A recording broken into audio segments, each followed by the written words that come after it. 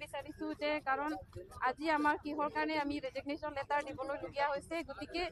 কংগ্ৰেছ দলত যিটো নেকি সিহঁতে কাম কৰা আছিলে নহয় তেখেতে আমি মানে মিছা কথা নিচিনা হিচাপে সিহঁতে মানে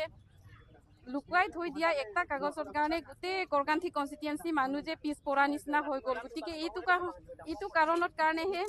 আমি ৰেজিগনেশ্যন লেটাৰটো দিবলগীয়া হৈছে এইটো কথাতেহে আমি যাওঁ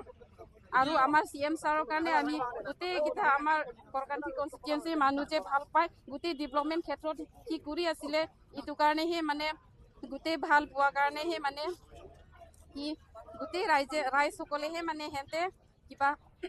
ভাবি পেলাই মানে